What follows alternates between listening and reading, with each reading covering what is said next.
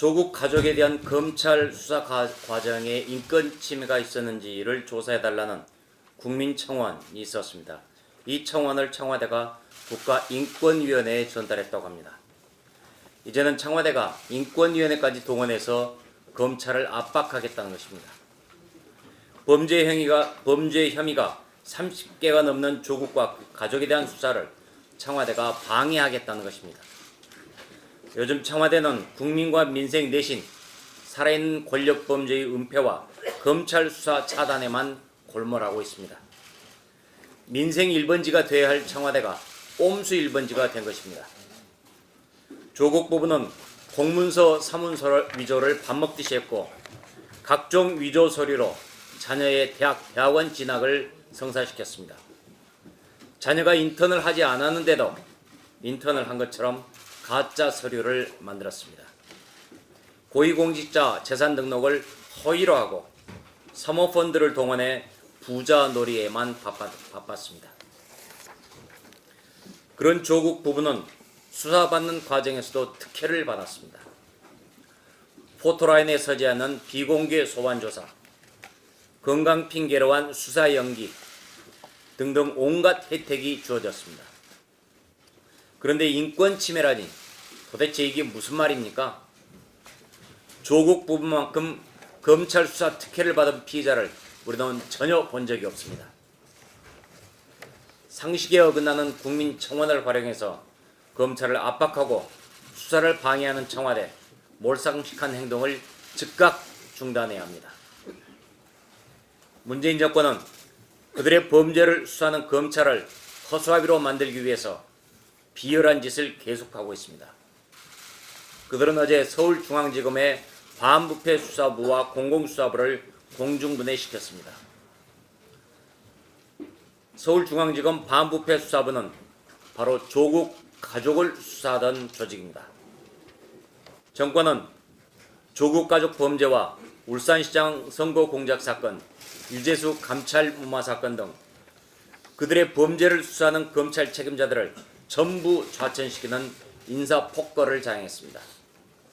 그리고 중간 간부들에 대한 2차 학살을 계획하고 있다고 합니다. 여기에 한술 더 떠 검찰의 직접 수사 조직마저 껍데기로 만들겠다고 합니다. 만들었습니다.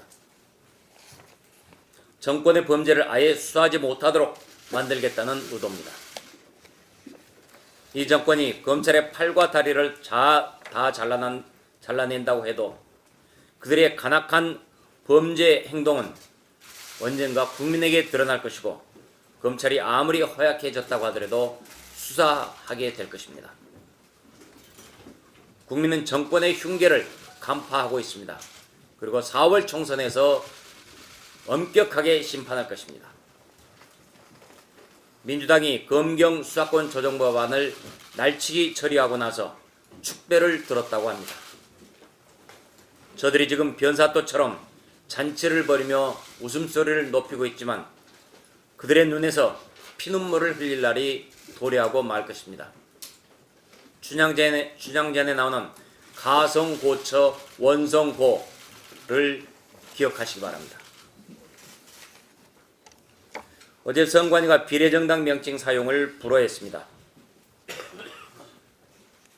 지난해 말 준연동형 비례제 선거법이 통과되면 어쩔 수 없이 비례정당을 만들 수밖에 없다라고 말했을 때는 아무 문제가 없다고 했습니다. 그러다 민주당 이해찬 대표를 비롯해 이 정권이 압박하자 선관위 마저 권력에 굴복했습니다. 중립적이어야 할 선관위가 급기야 정권의 하수인으로 전락한 것입니다. 대선 캠프 출신 신문인사 조혜주를 선관위 상임위원으로 앉힐 때부터 이미 예상됐던 일입니다. 국회 인사청문회도 거치지 않고 조혜주를 임명 강행한 효과가 나타난 것입니다. 선관위가 이렇게 노골적으로 정권 편들기에 나서고 있는 만큼 공정한 선거 관리는 기대하기 난망이다 라는 우려가 벌써부터 나오고 있습니다. 비례정당을 만드는 게 잘못됐다고 지금 얘기하고 있는데 애시당초 온갖 편법으로 누더기 괴물선거법을 만들 때, 그리고 게임의 룰을 바꿀 때 선관위는 왜 침묵하고 있었습니까? 그때 지적했어야 옳았습니다. 그때는 아무 말 않고 있다가 이제와 잘못됐다고 왜 하는 것인지 도대체 이해할 수가 없습니다.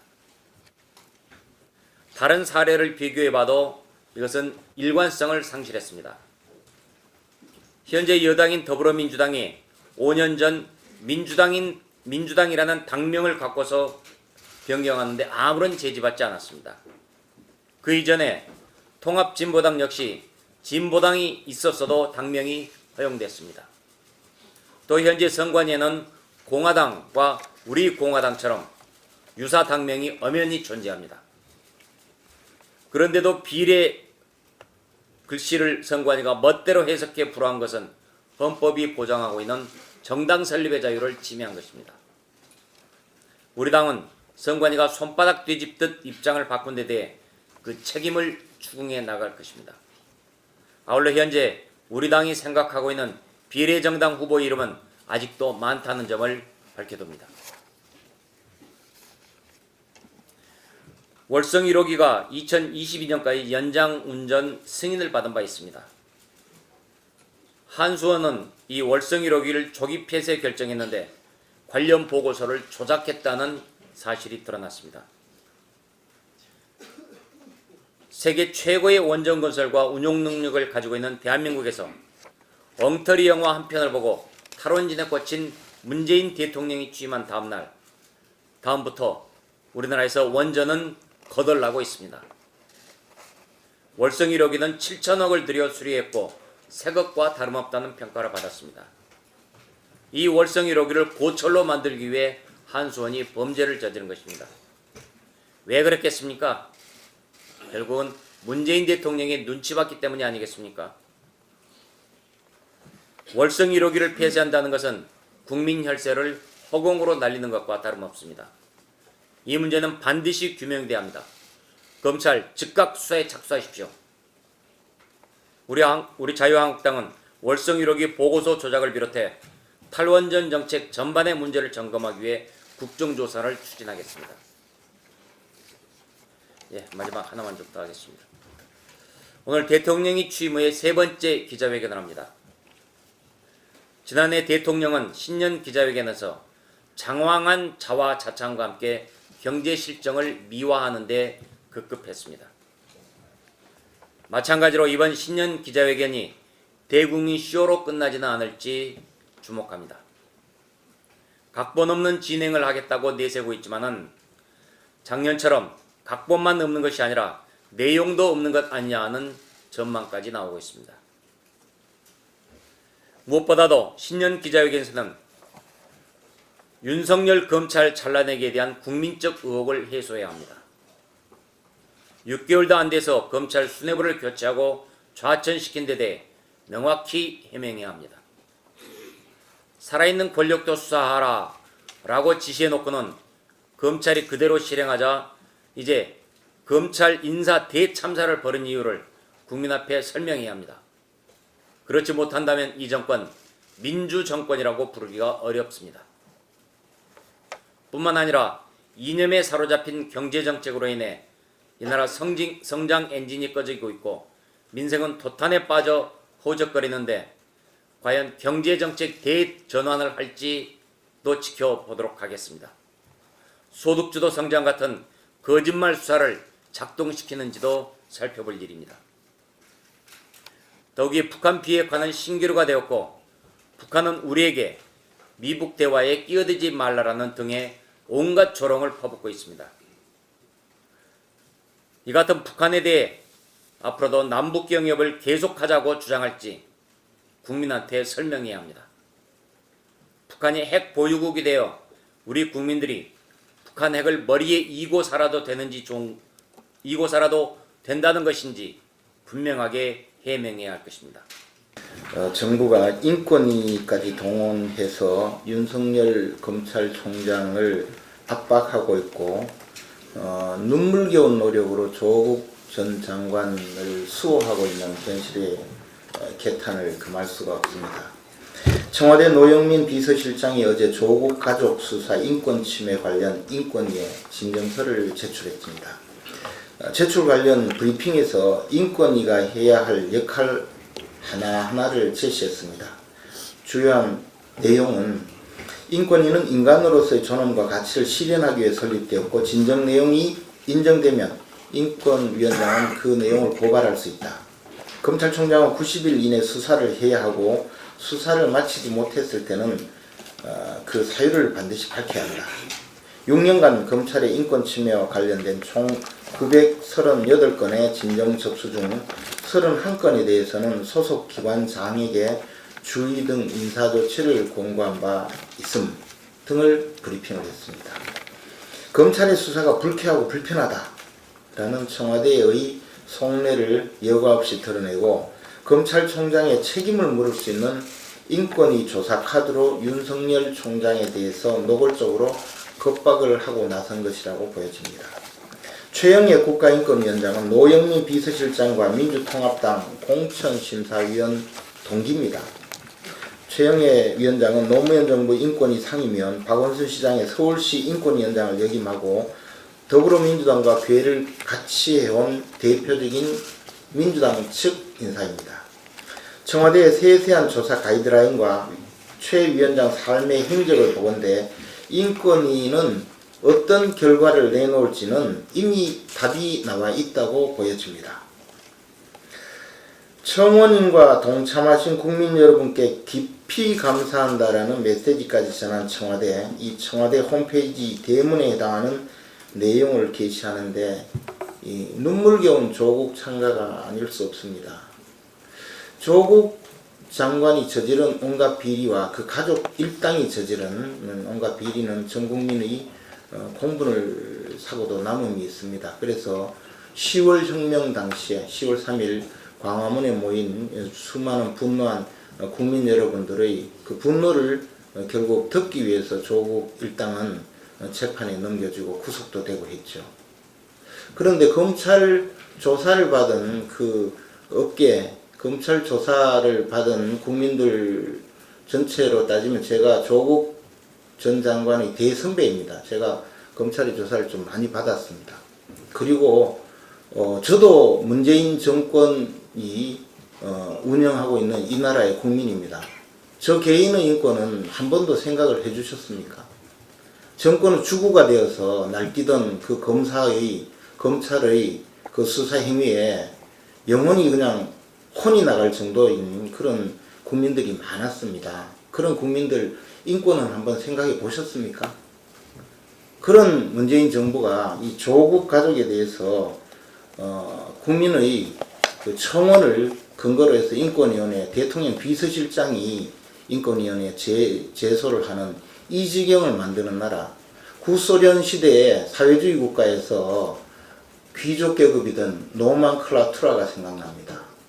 이 대한민국 민주공화국에서 귀족 특권 계층이 생겨난 겁니다. 바로 조국 가족, 조국 일당입니다. 윤석열 검찰을 해체하고 검찰 주요 보직에 대통령 수호대를 임명하고 이제는 국가기관을 동원해서 윤석열 검찰총장을 쫓아내려고 하고 있습니다. 정권 비리 수사는 온갖 방해 공작을 해서 자기들의 비리를 덮으려고 지금 눈에 불을 켜고 달려들고 있습니다. 진실은 언제나 승리할 것입니다. 똑똑히 지켜보며 침묵하는 국민들의 눈을 기억하시기 바랍니다. 선관위가 결국 비례자유한국당 명칭의 사용을 불허했습니다. 2015년 12월 당시 새정치민주연합이 더불어민주당으로 당명을 변경할 때에 엄연히 민주당이라는 당명이 존재하고 있었음에도 선관위는 더불어민주당에 아무런 문제 제기를 하지 않았습니다.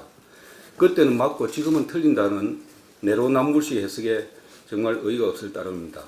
헌법 제8조는 정당 설립의 자유를 보장하고 있고 민주적 기본 질서에 위배되지 않는 한 정당 설립 요건을 갖추면 선관위는 등록을 허가할 의무가 있습니다. 비례자유한국당 설립이 민주적 기본 질서에 위배된다는 근거는 어디에도 없습니다. 국민들의 선택을 왜곡하는 누더기 선거법이 날치기 되는 동안 침묵하면서 본연의 임무를 방기한 것이 선거관리위원회입니다. 날치기 통과된 연동형 비례제야말로 국민의 정치적 의사 형성을 왜곡하고 있음이 자명합니다. 이러니 문재인 정부가 대선 캠프 출신을 선관위에 내려보내 국민의 표심을 왜곡하고 선관위를 좌지우지한다는 국민적 의혹이 강하게 일고 있는 것입니다. 민의의 전당인 국회를 독재의 전당으로 만들고 중앙선거관리위원회를 정권관리위원회로 만들고 있습니다. 이번 일로 선관위의 공정성은 여지없이 무너졌고 헌법기관으로서 중립을 지켜야 할 중앙선관위가 정부 여당의 하수기관으로 전락해버린 사태에 개탄스러움을 금할 수가 없습니다. 비례자유한국당 설립은 비례대표제도 하에서 국민들이 정당한 의사표현을 할 수 있는 통로를 열어주고자 합니다. 제1야당 자유한국당의 선거활동을 방해하는 일체의 공세들에 대해서 헌정질서를 바로 세우기 위해 국민들과 함께 저희들은 끝까지 싸워나갈 계획입니다. 원내대표와 또 사무총장께서 지적하셨습니다만 너무 위중한 사안이라서 다시 한번 짚어보고자 합니다. 국민 여러분, 민주당, 더불어민주당, 공화당, 우리공화당, 민중당, 민중우리당,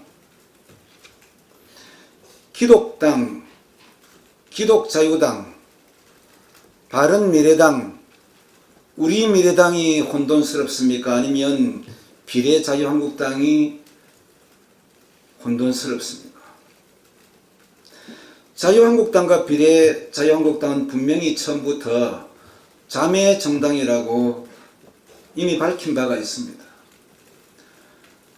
민주당과 더불어민주당, 공화당, 우리공화당, 민주당, 우리민중당 정체성이 서로 모호한 가운데 혼돈을 야기할 수밖에 없는 이런 명칭을 씀에도 불구하고 다 허용했던 중앙선관위가 자유한국당과 비례자유한국당은 자매 정당이라고 분명히 밝혔음에도 불구하고 이를 부으라는 것은 더욱더 혼란을 부채질하고 선거 중립에 서야 할 중앙선관위가 선거 독재로 가고 있는 길이고, 또 한편 제1야당인 자유한국당을 탄압하는 것이라고 우리 모든 국민들은 그렇게 판단할 것입니다.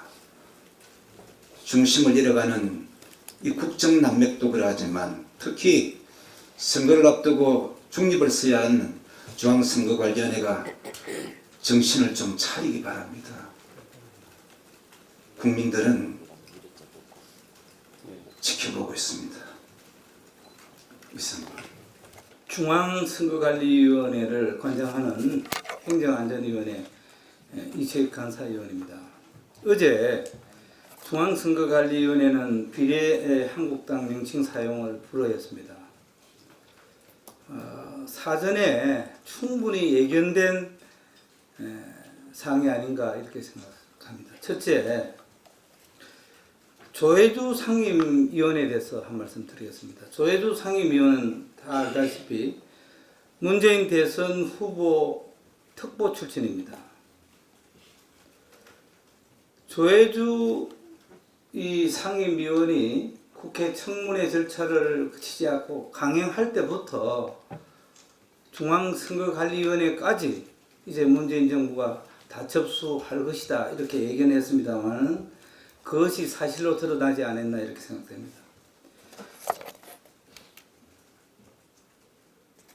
엊그제 이 서울신문 조혜주 상임위원회 인터뷰 기사입니다. 조혜주 정당 명칭은 기존 정당과 뚜렷이 구별돼야 이렇게 해서 가이드라인을 제시했습니다. 조혜주 상임위원은 이 상임위원은 다 알다시피 전체 회의에서 표결로서 표현해야 함에도 불구하고 사전에 13일 전체 하루 앞두고 서울신문과 인터뷰를 통해서 가이드라인을 제시했습니다. 저는 용납할 수 없는 폭거라고 생각합니다. 특히 상임위원이 이 중차대한 전체 회의를 앞두고 언론 인터뷰를 통해서 사전에 가이드라인을 제시한다. 이게 어떻게 용납이 됩니까? 위원은 절대 이 중차대한 의사결정을 앞두고는 언론 인터뷰를 피하는 것은 상식이고 표결을 통해서 표현을 할 수밖에 없는데 사전에 언론 인터뷰를 통해서 가이드라인을 제시했다. 두 번째는 이해찬 민주당 대표가 10일 중앙선관위는 비례위성정당 명칭 사용을 원천적으로 차단해야 한다.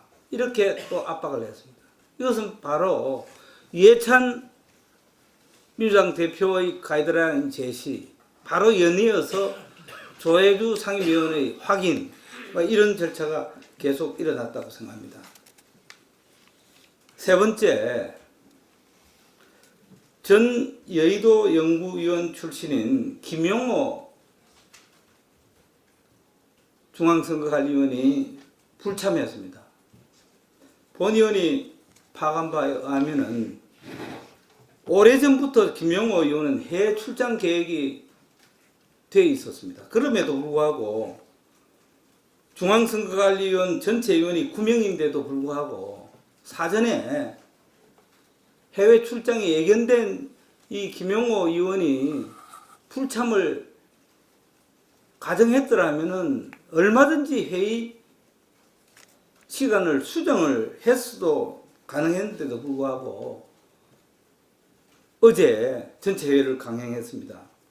아니나 다를까 권순일 중앙선거관리위원장이 표결에 참여하지 않은 가운데 총 7명이 투표해서 4대3이었습니다. 만약 김용호 의원이 참석을 했더라면은 가부 동수가 될 수 있었고 또 권순일 중앙선거관리위원장이 비례한국당 사용에 동의를 했다면은 5대4가 될 수 있는 이런 일이 분명히 있었을 일인데도 불구하고 이렇게 중앙선거관리위원회가 사전에 김용호 의원이 불참이 예견됐음에도 어제 이렇게 회의한 부분은 사전에 이해찬, 조혜주 이 두 분의 의사대로 각본대로 강행하려고 하는 의지가 있었지 않나 하는 합리적 의심을 할 수밖에 없다. 마지막으로 비례자유한국당은 이미 자유한국당에서 창당 신청을 한 것입니다. 비례민주당을 민주당에서 미리 신청하지 못했다고 해서 같은 사안으로 볼 수 있는가 하는 의문이 들 수밖에 없습니다. 기성정당과의 오인과 혼동을 주는 것은 비례민주당이며 비례자유한국당은 자유한국당과 뜻을 같이 하는 정당인 것입니다. 이를 같은 기준잣대로 본다는 것은 분명 문제가 있다고 생각합니다. 정당 설립의 자유를 심대히 침해하고 특히 연동형 비례제 등 각종 날치기 정부 여당의 선거법 날치기에는 입을 닫고 있다가 이런 데는 적극적으로 또 선제적으로 앞장서는 중앙선거관리위원회의 행태를 우리는 가만두고 볼 수 없다고 생각합니다. 제가 어제도 중앙선거관리위원회를 강력 항의했고 오늘 아침에도 제가 강력 항의를 했습니다만 이 부분은 앞으로 해당 상임위원회, 우리 행정안전위원회를 개최하고 이 중앙선거관리위원회 문재인 정부의 충견 노릇 이 부분을 철저히 따져나갈 것이고 4.15 총선에 정말 여러 가지 부정선거의 조짐이 또 정권의 하수기관으로 전락할 조짐이 있는 중앙선거관리위원회를 저희 상임위원회가 철저하게 지금 주시하고 따져나가겠다는 말씀을 드립니다. 예, 월성 1호기 조기 폐쇄와 관련해서 부연 설명드리겠습니다. 지난해 원자력 안전위원회가 영구 정지 결정을 내린 월성 월성원전 1호기의 경제성 평가가 조기 폐쇄를 위해 고의로 축소 왜곡된 정황이 드러났습니다. 한국수력원자력은 2018년 6월 이사회를 열고 월성 1호기가 경제성이 없다며 조기 폐쇄키로 결정했습니다. 그러나 이사회 한 달 전인 그해 5월 삼덕회계법인이 한수원에 제출한 보고서에서는 계속 가동하는 것이 1,778억 원 이득이라고 분석했습니다. 그러나 2018년 5월 11일 산업통상자원부와 한수원 삼덕회계법인이 보고서 초안 검토 회의를 한 뒤 이용률, 판매 단가 인하 등 경제성 평가 전제 조건이 변경돼 나온 최종 보고서에서 월성 1호기의 경제성은 급전직하였습니다. 최종 보고서는 이용률 60%에서 월성 1호기를 계속 가동하는 것이 즉시 정지하는 것보다 224억 원 이득이라고 밝혔습니다. 원전 이용률을 초안보다 10포인트 낮게 잡은 60%로 받고 손익분기점 이용률을 54.4%로 높여 잡았습니다. 판매 단가는 지속적으로 하락하는 것으로 가정하는 등 억지 하향 수정을 하였습니다.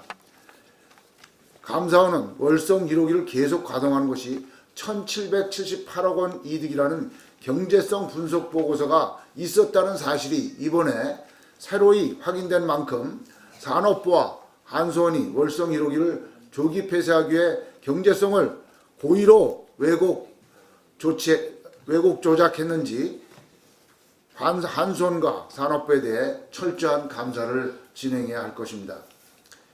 이제까지 한수원은 월성 1호기의 조기 폐쇄를 결정할 당시 이사회에서도 이사들에게 경제성 분석 보고서를 보여주지 않았을 뿐더러 국민의 대표기관인 국회에도 주요 숫자를 모두 먹칠해서 제출했습니다.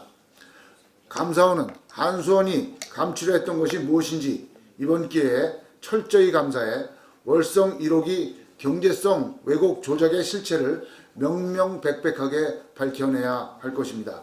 만약 정권의 눈치를 보느라 이처럼 확실한 증거가 드러난 경제성 조작 범죄를 눈감아주려 한다면 감사원 역시 권력의 진열한 비판을 면치 못할 것입니다. 우리 당은 감사원의 철저한 감사를 요구할 뿐만 아니라 한수원 이사진의 배임죄 여부, 산업부 주요 당국자의 강요 직권남용 여부 조사를 요구합니다. 이번 월성 1호기 경제성 평가 조작은 거짓말로 점철된 탈원전 정책의 민낯을 보여주는 일입니다. 철저한 조사와 수사 감사가 이루어져야 할 것입니다. 국방위원회 간사를 맡고 있는 백승주 의원입니다. 북한이 연초부터 대한민국을 조롱하고 능멸하는 것이 일상화되고 있습니다. 지난 10일에 정의용 안보실장이 2박 3일간의 미국 방문을 끝내고 돌아와서 트럼프 대통령이 김정은에게 생일 축하 메시지를 문재인 대통령을 통해서 당부했다. 이렇게 해서 9일날 북측에 전달했습니다. 그러니까 전달하고 나니까 북측에 계급도 높지도 북한 내무성에 1부부장을 지내고 지금 북한의 내무성 고문을 하고 있는 김계관이라는 작자가 어떻게 이야기했느냐면 새벽벽두부터 문재인 정권이 트럼프 생일 축하 메시지 보냈다고 설레발을 치고 있다. 이렇게 이야기했죠. 또 김계관이가 뭐라고 이야기하냐면은 문재인 정부가 김정은과 트럼프 사이의 친분 관계에 중불나게 끼어드는 것은 좀 주제넘는 일이다. 이렇게 이야기해요. 또 나아가서 김계관이 뭐라고 하냐면 문재인 정부가 숨가쁘게 흥분에 겨워 온몸을 떨며 대긴급 통지문으로 올려온 트럼프의 생일 축하 인사는 북조선 당국이 이미 친서로 직접 전달받은 사항이다. 이렇게 얘기를 합니다. 참 이 김계관의 이야기를 들으면서 어떤 걸 느끼겠어요? 대한민국 정부도 능멸하고 대한민국 국민도 능멸하고 대한민국 정통성 역사도 능멸하고 있다. 이렇게 느낄 수밖에 없습니다.